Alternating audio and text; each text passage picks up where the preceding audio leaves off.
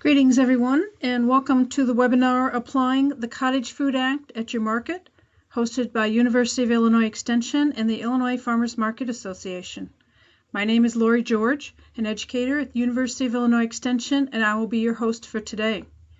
We appreciate you joining us, and we'll do our best to begin and end within the space of your lunch hour. Questions can be added to the chat box and will be answered at the end of the presentation. So today what I'd like to do is to introduce our speakers. Catherine Dunlap is a downtown development specialist for the city of Bloomington. As part of this position, she manages Downtown Bloomington Farmers Market. Prior to this position, Catherine worked in downtown development and community development for 20 years, including her role as the Associate Director of the Green Economy Initiative at Heartland Community College. Previously, she was the Downtown Development Specialist for the Wisconsin Main Street Program and the Executive Director of the 3 Main Street programs in Bloomington, Illinois, Cape Girardeau, Missouri, and Muscoda, Illinois. She has a Bachelor of Arts in Communication Arts from Culver Stockton College in Canton, Missouri, and a Master's in Public Administration from the University of Illinois, Springfield. Our second speaker, Katie Bishop, was able to leave her corporate job of 18 years to focus on the family business, PrairiErth Farms, on a full-time basis. Katie is responsible for marketing, administration, operations management, post-harvest handling. She also manages the CSA programs, farmers market, wholesale accounts, and community outreach programs. In typical farmer's wife fashion, she even pulls weeds, cleans the bathroom, and makes dinner. She works hard with the community to make sure that local and organic food is accessible by all. The Bishop family has been farming the 350 acres farm for about 35 years. Located in the center of Illinois, they operate a diversified farm and raise a little bit of everything. So welcome, and I would like to start today's presentation with Catherine. Hello, Catherine. Hi, Lori. Thanks for the introduction. So next, please. So in this presentation, we're going to cover kind of the nuts and bolts of the market side of working through the Cottage Food Act. If you need more nuts and bolts information about the actual Cottage Food Act, I recommend you download the guide from the Illinois Stewardship Alliance's website, ilstewards.org. They have a phenomenal guide that will help you through this process and also help your local health department. It was one of the guides we used in working with our health department, but more on that later. First of all, I'm going to give you an introduction to our market, and then we're going to talk about how we incorporate the Cottage Food / Freedom to Farm Act in our farmers market, how we work with our health department, and then some contact information. And then I'm going to introduce you to one of my vendors who really helped keep me on my toes when it came to the Freedom to Farm Act. Next, please. So our Downtown Bloomington Farmers Market is in partnership between the City of Bloomington and the Downtown Bloomington Association. The staff that was part of the Downtown Bloomington Association joined the City of Bloomington about 2 years ago and entered into this partnership. Our farmers market was actually started in 1997 when the predecessor to the Downtown Bloomington Association, Uniquely Bloomington,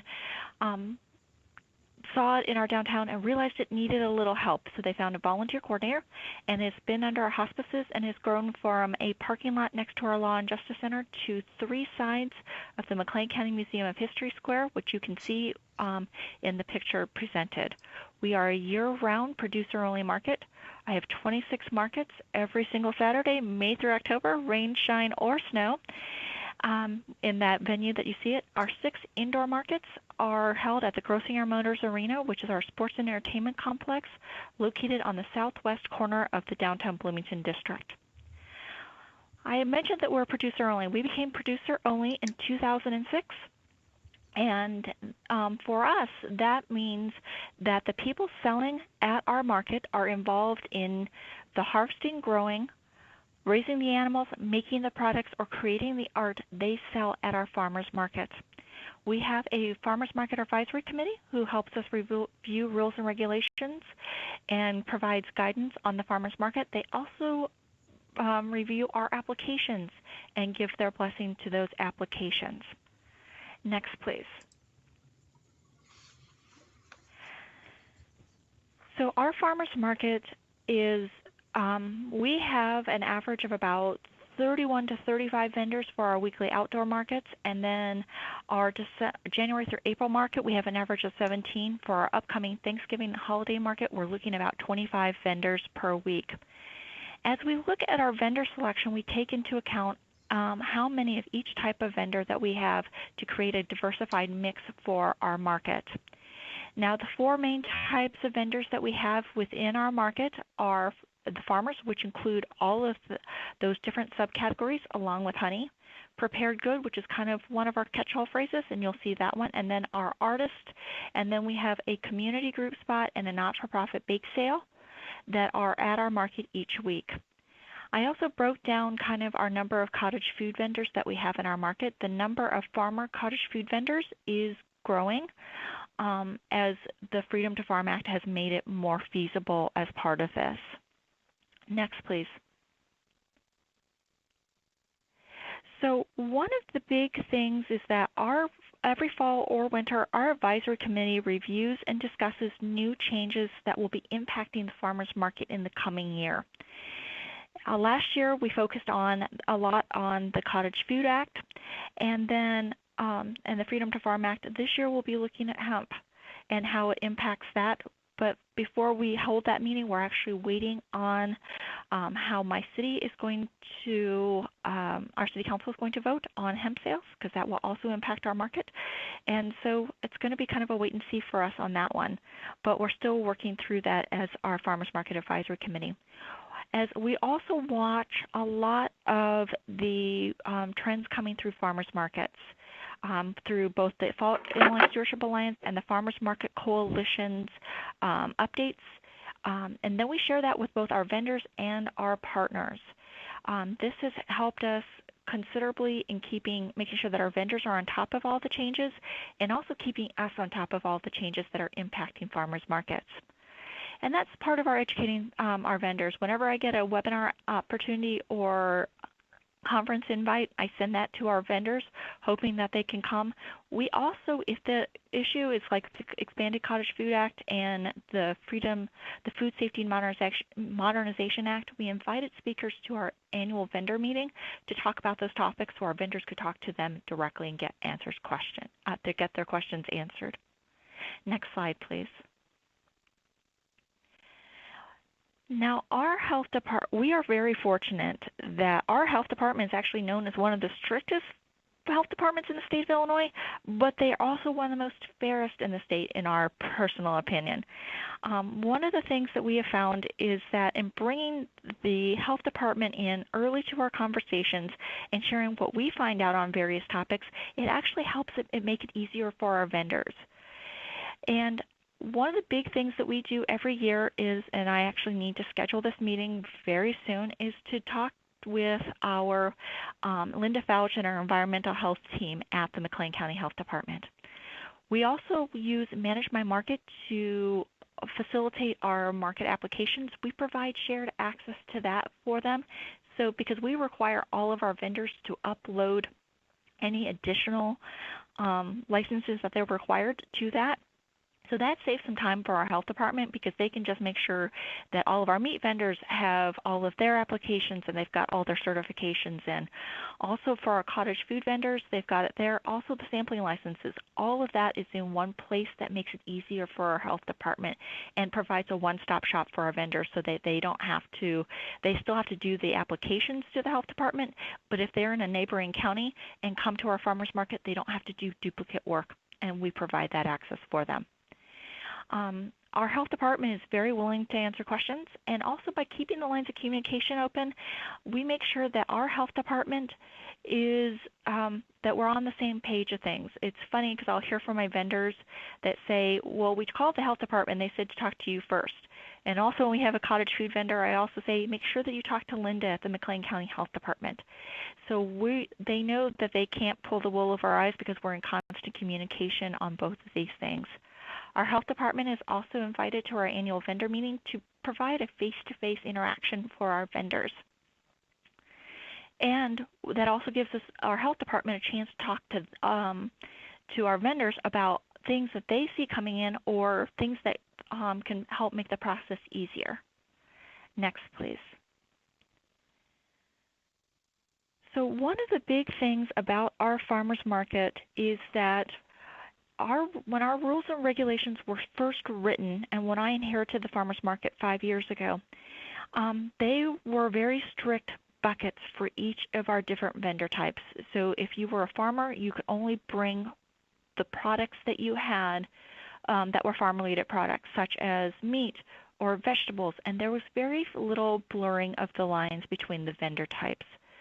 And so with the Freedom to Farm Act, it was created to encourage additional profit centers for our farmers. So we had to kind of take a different look at our rules and regulations to kind of get a feel for how can we make accommodations to allow these additional profit centers for our vendors, but yet still stay true to who we are as a producer-only market. So one of the solutions that our advisory committee came up with was the 80-20 rule. Vendors can have up to 20% of another type of product at their booth. Now, one caveat I will put in there is that all of our vendors need to list the products that they're going to sell at our farmers market and list it in Manage My Market. One of the keen rules that we've stuck with for the last couple of years, if it's not in Manage My Market, you can't sell it. And the part of the Manage My Market allows me to evaluate when people add new products, so I can see it and can approve it, and if it's something beyond that, I can discuss with them. Lori, could you hit the other two things on this slide? So one of our challenges that we're also facing, and we've kind of had it for a year, we're still working through this, is the enforcement and monitoring the situation. Our vendors, I will say, have been amazing to work with us because they understand what we're trying to do with our market. I think that's the other part of our market, is that we've worked very hard to make sure that we keep our vendors in the loop on why we're making these decisions, how it impacts them, and how we're moving forward.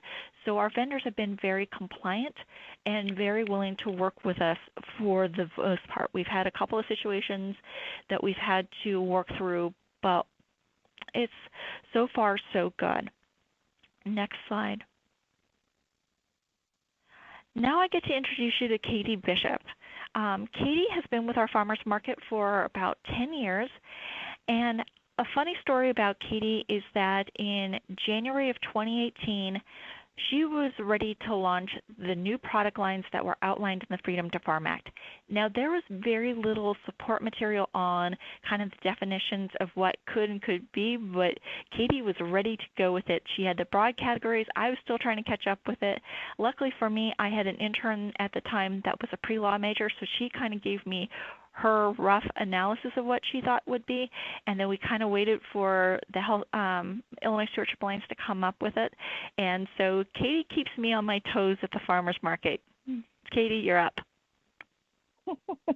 Hi, everybody. Thank you, Catherine, and thanks for everybody for attending. So actually, would you do the next slide for me, Lori? So my take on this is going to be a little bit different. I want to kind of share my perspective as a farmer and as a vendor, specifically why I want to be this passionate and excited about cottage food. Why do I want to inflict this kind of stress on my life when I'm already growing vegetables and dealing with the weather? So I wanted to kind of show you what motivates me, and hopefully that kind of helps you to understand what maybe motivates your vendors too.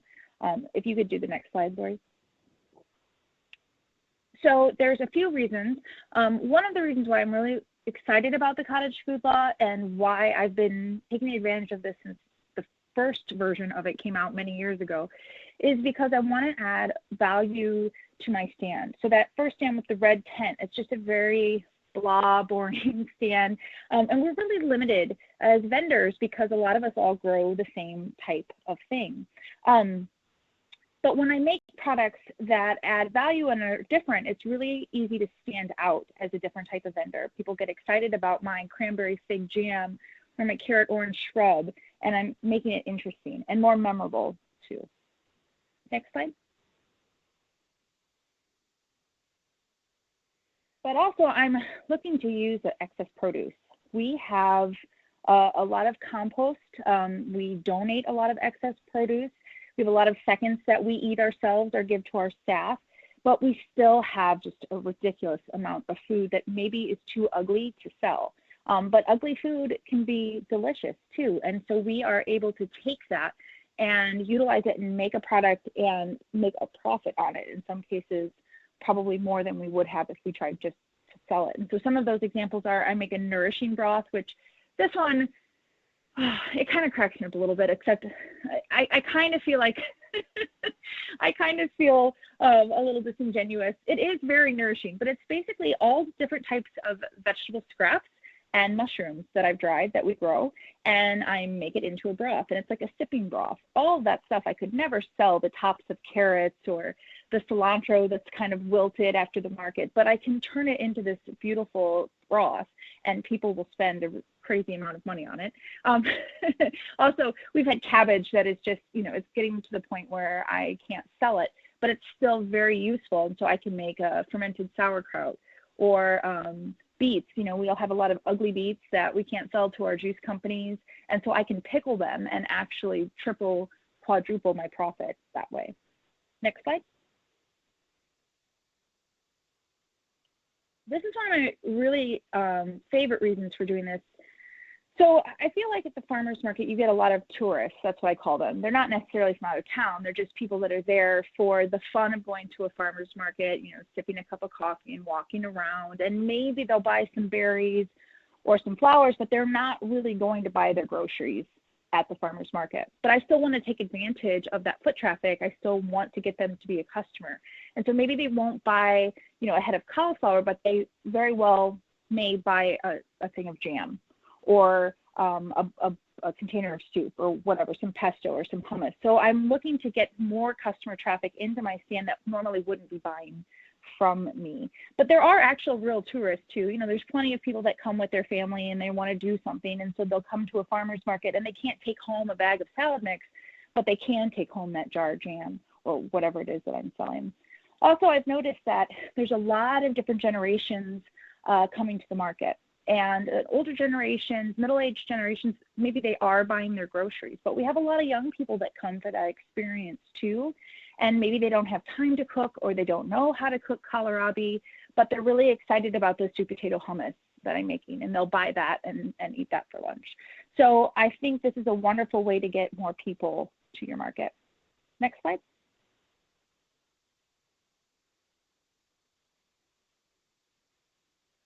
So this year, in particular, the cottage food law and our ability to take part in that really helped bail us out of some uncomfortable and stressful situations. There's different times throughout the year, mostly due to weather, that we may have lower income, and we need to supplement that farm income.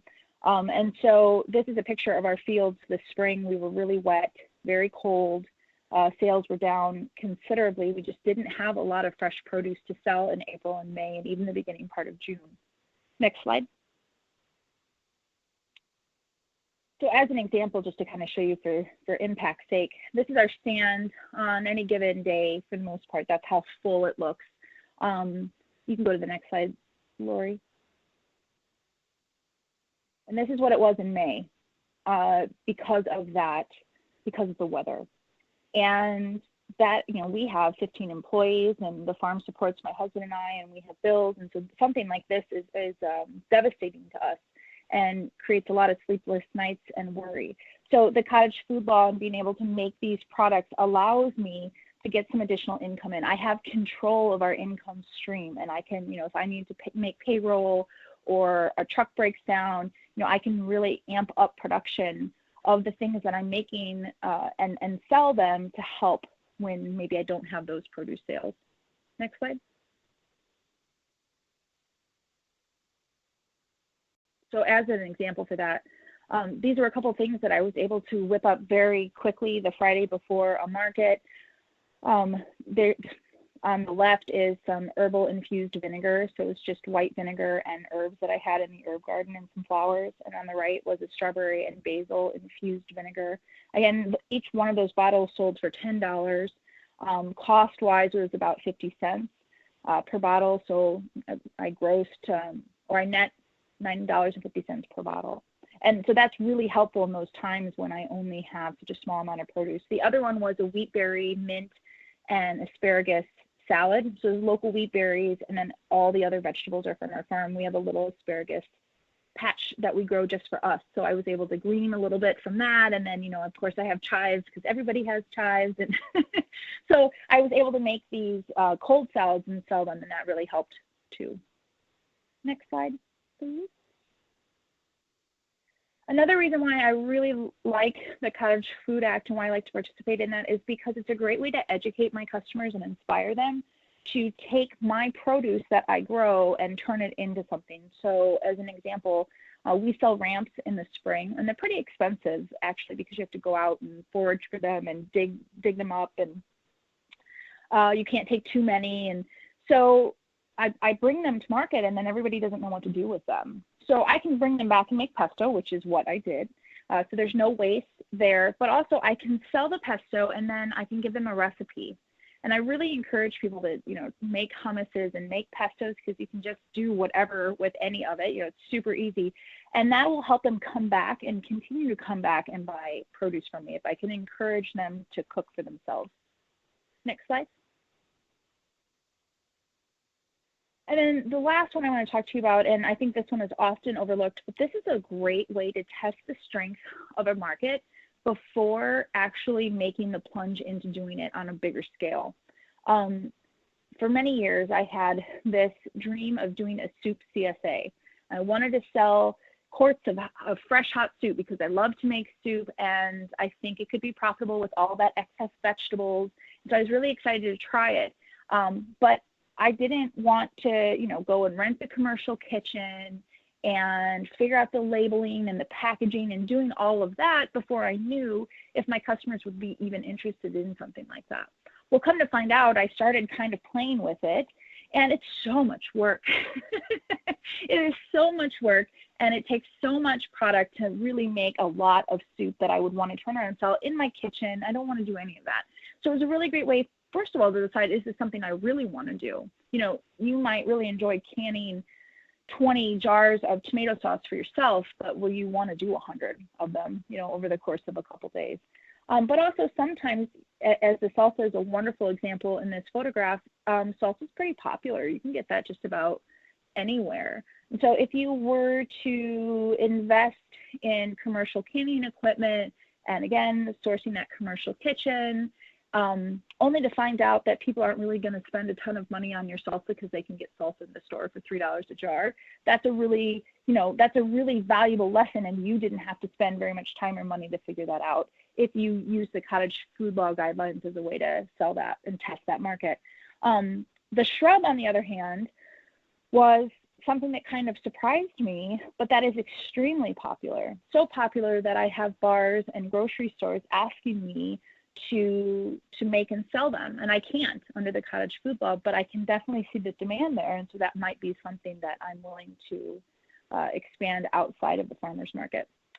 So that's just my perspective of why a farmer would want to do this crazy thing and make all of this type of stuff. So thank you very much for letting me share my thoughts.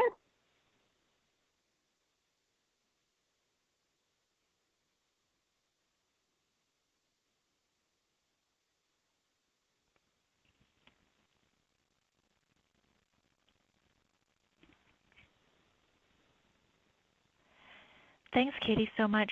Lori, can we get the next slide, please?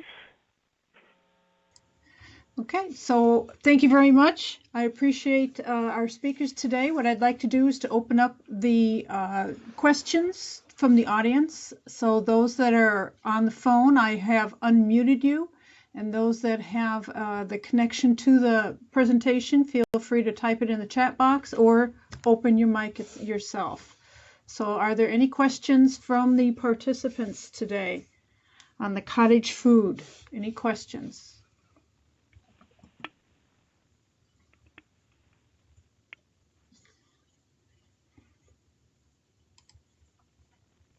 Okay. I don't see any questions coming in. I think during the presentation you did mention a couple of things that I thought were really important. One was the contacting the health department, trying to getting them involved early on as far as what you want to sell at the market, and getting the market on board with the health department is going to be a good plus. So that is a definite important concept especially when you're trying to bring in the cottage food laws. And Lori, Go ahead. Lori, can I add something to that? Yes. So it took us a while to develop that relationship with our health department, and it started a little bit by little bit, but eventually we are where we are right now, where we have that luxury that we can just talk to them and go from there. But when I first started, I didn't know quite what I was doing, and so the health department called me and goes, "Catherine, you need to come into our office and talk to you." So I got my hands slapped a little bit. And from there, we've developed this great relationship. So don't do what I did. Just start and reaching out first and find out what they are. And I will say our health department is very committed to making sure that our farmers market and the other farmers markets in our county are successful. And so that's the reason why they're willing to work with us. Yes, and if I can chime in. Go ahead. Oh, sorry. Go ahead. I would like to say, just from a lot of conversations with other farmers in other counties or other parts of the state, aren't necessarily as blessed as we are with great health department guidance on this. So I would also stress that it's very important for the farmer or the cottage food vendor to get a copy of the act. It's actually pretty easy to read and understand the law and know what their rights are. Because there's a lot of instances where I think that during this time of learning, the health department wasn't really aware of what the entire law entailed and was giving out wrong information. So I think the farmer or the vendor has to be empowered enough to take that into their own hands and understand what they are and are not allowed to do, and not just trust that the health department has their interests in mind. Yep, and a good place to find that document, the Cottage Food for Illinois, is at the Illinois Stewardship Alliance. So Google or however you want to, whatever server you want to use, Illinois Stewardship Alliance, and then go into Cottage Food. They have some excellent resources there for you. The other one that I was thinking about were the value-added products. And with the cottage food, this allows the growers to be able to work with value-added products, which really boosts the income of the growers themselves. So I think that was another excellent point through all of this. One other thing with the health departments, be aware that each health department in Illinois can be a little bit different as far as some of their rules and regulations, but overall with the cottage food, those guidelines that you get through the Illinois Stewardship Alliance should suffice for whichever county you sell in.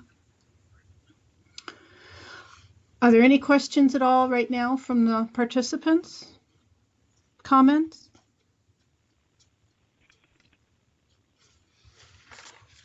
Okay, well, what I'd like to do is to just show you the contact information for Catherine and for Katie. Feel free to reach out to them should you have any additional questions or concerns, or you want to talk to them one-on-one about anything that they have talked about today. Their contact information is there. And the last one I'd like to do is to give you some additional information on our 2019-2020 winter webinars that are coming up.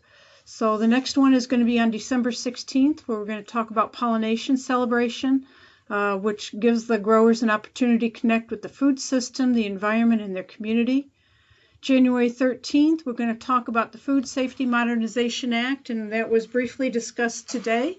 We will talk about the FSMA Produce Act and farmers markets. Is it required?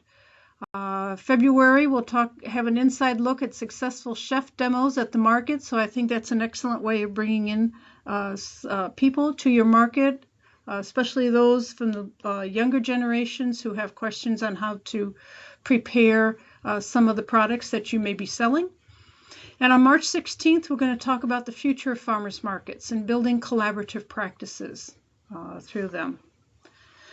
So I'd like to thank our presenters, Catherine and Katie, for the great presentation and for sharing their expertise. I'd like to also thank everyone for joining us today. I hope you've enjoyed the webinar and are able to obtain information that you can use for your next growing system. Postings of this webinar will be archived on the Illinois Farmers Market Association website and the Illinois Local Foods YouTube channel. Thank you for joining us, and I hope to see you at our next webinars. Have a good day.